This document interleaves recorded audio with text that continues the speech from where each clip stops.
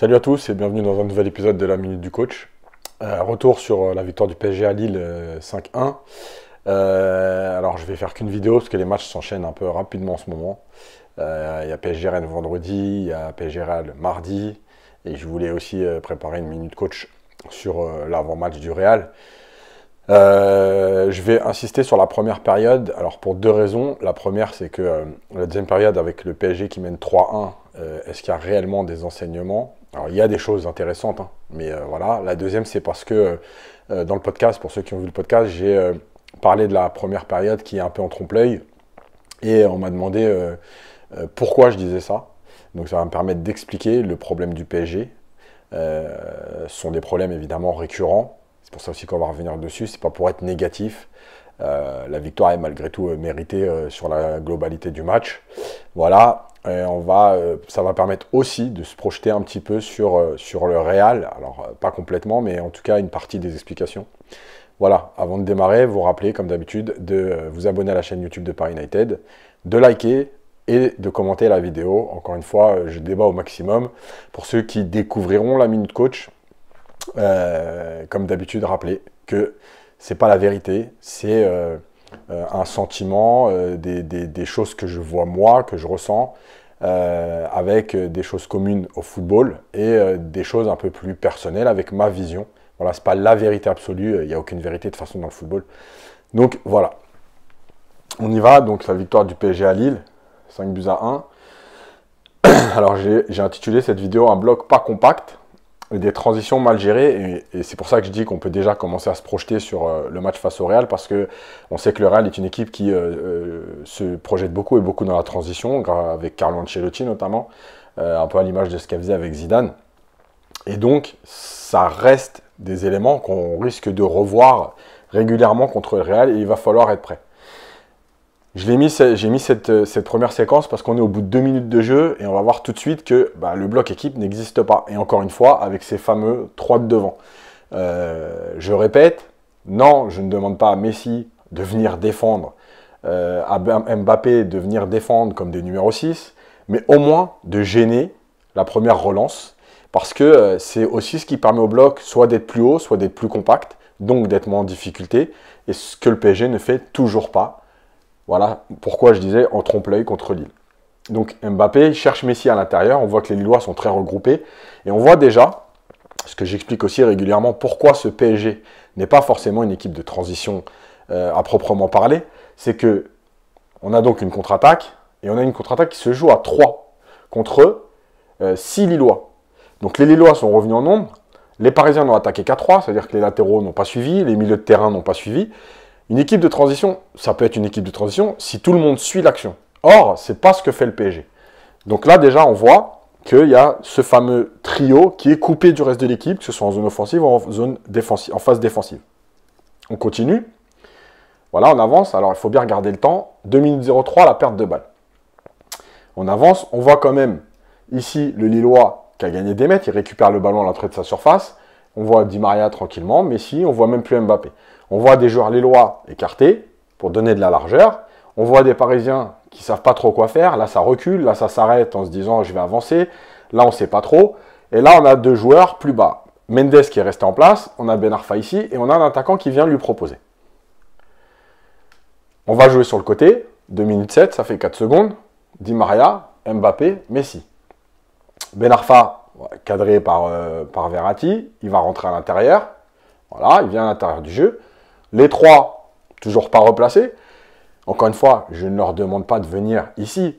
Mais par exemple, là, avec une course un peu plus intense, un Di Maria qui serait revenu se placer ici. Parce que je rappelle quand même que le Lillois a fait toute cette course, qu'il a donné à Ben Arfa, et Ben Arfa est revenu là. Donc avec un Di Maria qui serait revenu se mettre dans une ligne, avec un Messi qui serait venu se mettre là, voilà, au moins ça gêne. Je ne dis pas de tacler, etc. Mais au moins on vient gêner et on ne permet pas aux Lillois de développer. Et on va voir que c'est ce qui ne se fait pas. Il faut bien observer Paredes sur toute la minute coach là. Je vais m'en prendre beaucoup à Paredes et vous allez comprendre pourquoi. Donc Verratti lui suit Ben Arfa logiquement. Ben Arfa donne à l'intérieur du jeu. On voit bien Paredes. Voilà, décroché, pas de mouvement. Lui il est resté pareil que les 3, mais à ce niveau-là il est resté au même endroit depuis tout à l'heure. Danilo qui sort, et là, pourquoi j'entoure Paredes? Ben parce que Paredes, à ce moment-là, vu qu'on est en train de les emmener à l'intérieur, on voit bien dans la prise de balle qu'il ne va pas s'écarter, ben, s'il avait grappé de 5 mètres, on les enferme à 3 contre 2.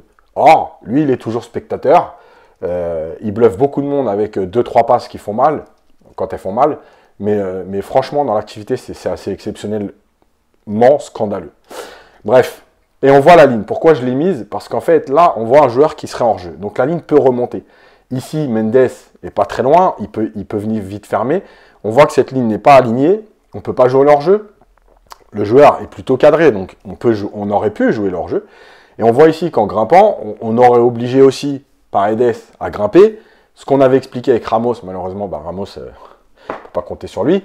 Donc avec Ramos, quand le bloc est haut, avance haut, évidemment que il fait monter tout le monde. Et donc Paredes, au lieu d'être là, il aurait été là. Dernière chose, on voit encore une fois, malgré tout, que cette équipe aurait été bien mieux en 3-4-3, parce que vu que ce joueur ne sert à rien, si vous avez une ligne de 3 ici, vous avez Hakimi ici, vous avez Mendes ici, et vous avez votre ligne de 3. Résultat, 3 contre 1 ici, au lieu d'être en couverture mutuelle, eh ben, un aurait pu avancer pour fermer des intervalles. Voilà. Pochettino a décidé de ne pas jouer comme ça. Eh ben, on a envie de dire, de toute façon, on va se faire une raison et on va essayer de croire au résultat. On continue, 2 minutes 15.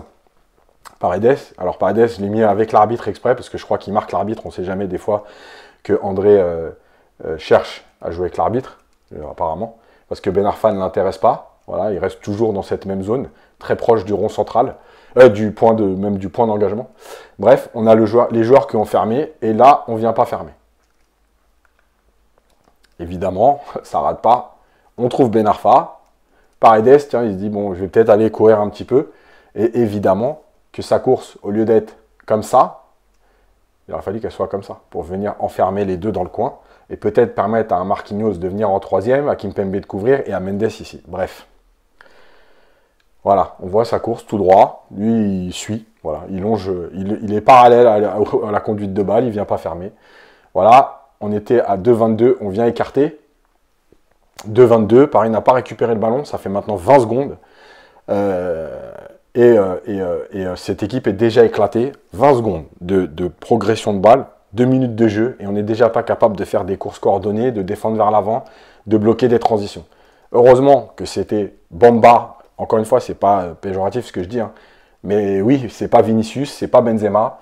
Donc là, voilà, on voit bien que ça va poser des problèmes. Paredes inutile, 6 minutes 43.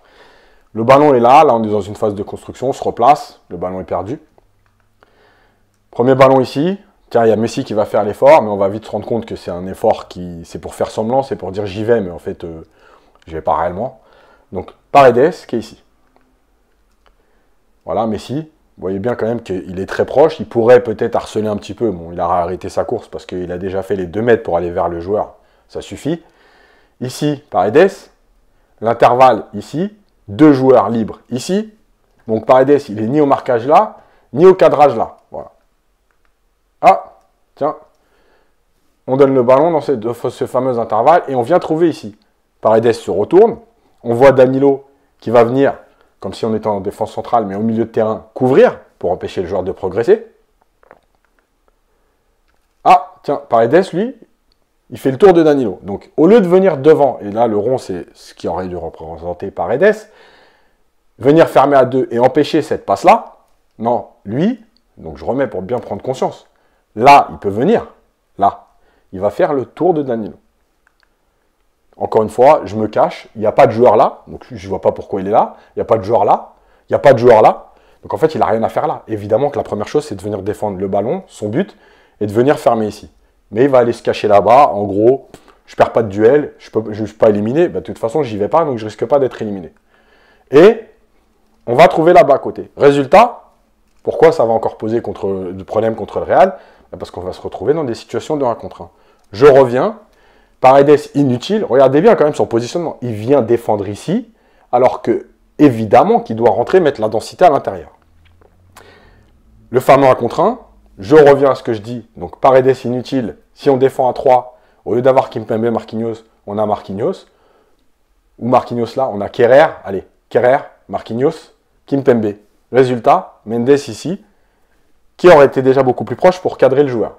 Mais c'est pas grave, on va continuer de jouer en 4-3-3. Voilà, trop loin, le joueur centre. Et là, on a un joueur ici qui vient s'infiltrer. Paredes qui marque Marquinhos. Bon, on sait jamais, parce que si le centre est bien donné, Marquinhos peut marquer. Donc lui, il se met bien dans le dos de Marquinhos pour le marquer. Et ici, 3 joueurs, un seul joueur. Donc on est à 3 contre 1. Si on rajoute là, on est à 5 contre 2. Et on n'arrive pas à prendre un joueur. Centre. Heureusement que le contrôle n'est pas parfait de Ben Arfa, parce que le ballon va rebondir un peu. Le temps qu'il redescende, Kimpembe va venir fermer. On voit bien qu'ici, bah ouais, si c'est Benzema et un contrôle parfait, bah ça peut finir. Alors évidemment, heureusement qu'il y a Donnarumma, mais ça peut finir là. Résultat, on est encore, c'est Kimpembe qui va contrer en corner. Nouvelle transition lilloise. Ici, j'ai mis un cercle parce que ça veut dire qu'il n'y a personne. Alors Verratti est très haut à ce moment-là. Là, on a Di Maria, Hakimi, Danilo qui est venu ici, qui tourne le dos au jeu. Et en fait, il ne doit pas venir ici, parce qu'il y a 3 joueurs. Il doit venir proposer ici, pour permettre à Messi, peut-être, de le trouver. Et s'il n'est pas trouvé, si Messi décidait de rentrer à l'intérieur, et ben, rapidement, il s'écarte, et on vient trouver de la largeur avec Mendes. Bref, il manque quelqu'un à cause de Danilo. Paredes est là. Messi va tenter un dribble, et il va perdre le ballon. On voit bien l'attitude, voilà, je veux dire, elle est parlante, même si c'est qu'une image. L'attitude de j'ai perdu le ballon et je m'en fous totalement. Paredes, et donc tous les joueurs éliminés. Voilà, on les voit, obligés de courir vers leur but. Là, on voit bien dans l'attitude que ça marche. Hop, il faut reculer. Et là de reculer, c'est parfaitement logique parce que il n'y a pas de cadrage. Il y a 3 joueurs. Et donc, si vous avancez, bah, vous êtes mort. Là, le joueur ne peut pas être hors jeu. Donc là, oui, c'est normal de reculer. Sauf que, si on revient à ce que je disais quand il y a Ramos, bah Marquinhos s'est des fois retrouvé ici quand il y avait Ramos. Ce que j'avais dit la dernière fois dans le podcast sur la position du bloc devant le rond central. On aurait obligé Paredes à avancer, il aurait été là au lieu d'être là. Les 2 défenseurs, au moment de la récup, bah Marquinhos il peut avancer. Bref, donc on recule. Et on voit bien ici que la chance du PSG sur cette action, c'est que Jonathan David, Ben Arfa, au lieu... Là, Marquinhos ne peut pas intervenir, parce que s'il s'arrête et qu'il sort sur Ben Arfa, évidemment qu'on lance Bamba et il a tout le couloir. Donc là, Jonathan David, il avait 2 solutions. La première, c'était de plonger dans le dos de Kimpembe pour un ballon qui vient comme ça. Et la deuxième, c'était de s'écarter, voilà, un peu en arc de cercle pour pas être hors jeu, gagner du temps, s'écarter, parce qu'on voit bien que Mendes, lui, il est pris par le joueur là, ce qui est logique, et il a le regard tourné vers le ballon, donc il ne l'aurait pas vu. Et on va voir que voilà, Ben Arfa aurait cherché, et au lieu de chercher au sol, parce que David était resté à l'intérieur du jeu, si David s'était positionné là, en faisant sa course à arc de cercle, bah avec un petit ballon par-dessus, en lobant tout le monde, bah David se retrouvait seul face au gardien. Continue, Paredes inutile bis, regardez bien, donc là je vais aller un peu plus vite, 26-16, Paredes il est là. On ne sait pas ce qu'il veut faire, continue, passe ici, lui Verratti se met à sortir. On voit bien encore une fois que ce PSG, les 3 de devant, on s'en fout.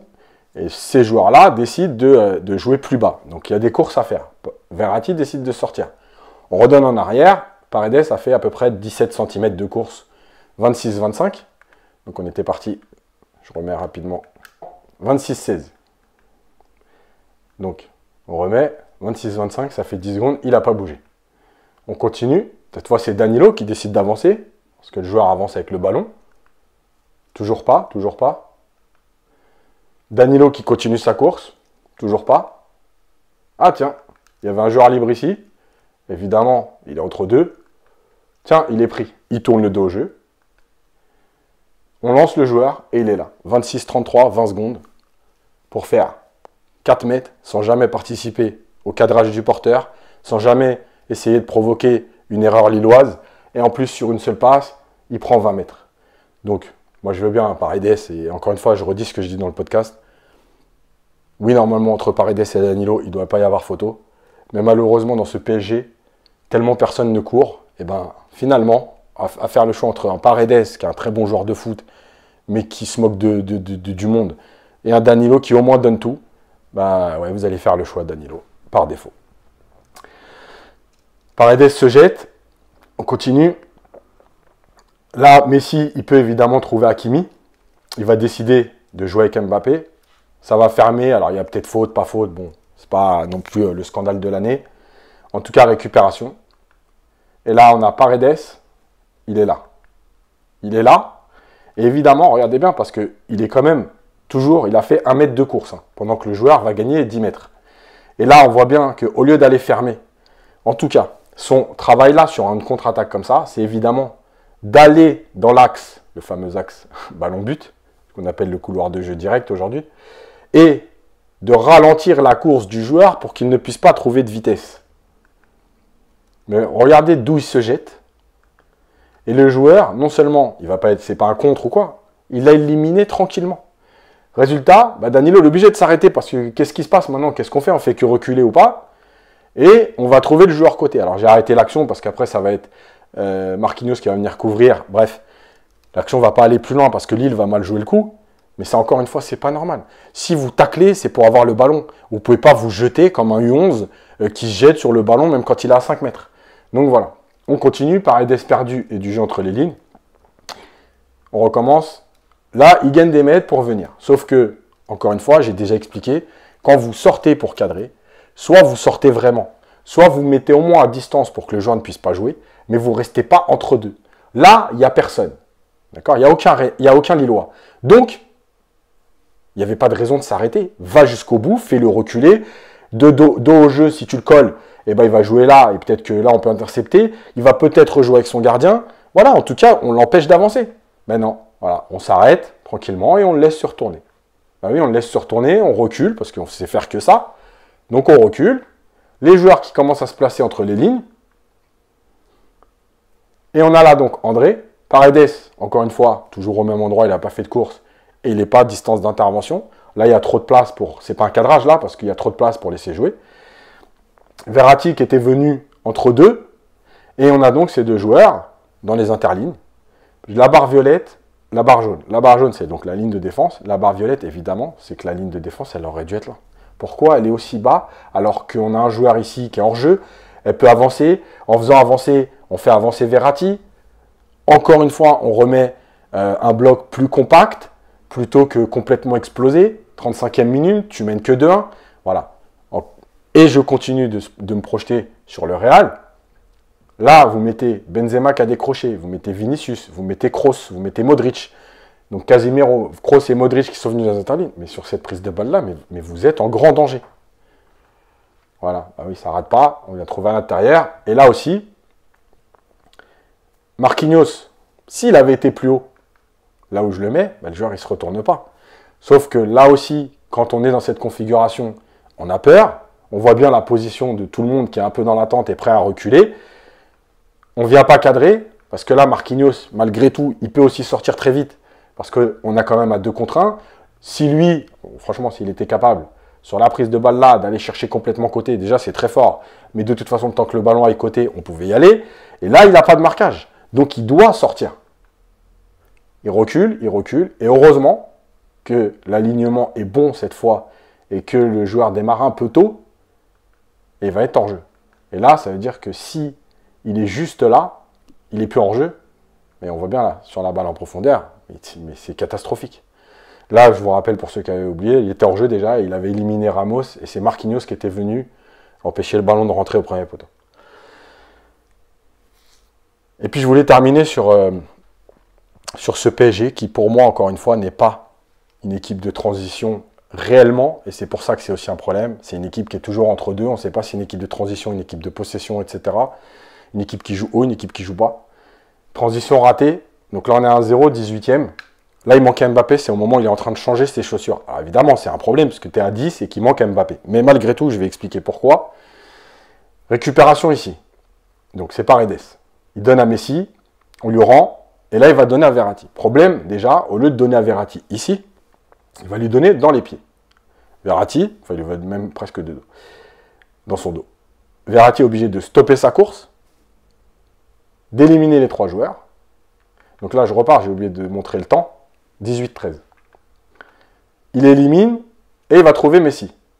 Voilà. 18-19, ça fait 6 secondes. Paredes est là, propose pas lui, il attend. Verratti est là.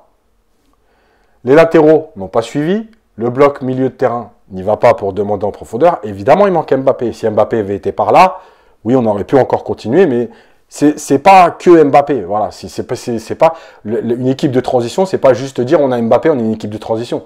Il y a aussi des courses qui doivent être faites. Bref, donc on voit pas un bloc, je rappelle, on est qu'à 18, hein, prêt à éclater vers l'avant avec des courses. En tout cas, on a vu que Verratti était derrière tout le monde, il se retrouve devant, mais s'il lui donne, on a des Lillois qui se replacent et Verratti tout seul. Voilà, lui surtout pas plus de courses de 5 mètres, 10 mètres. Voilà, ça leur aurait fait chier, voilà, je le dis, ça leur aurait fait chier d'aller se projeter un petit peu et de se mettre par là.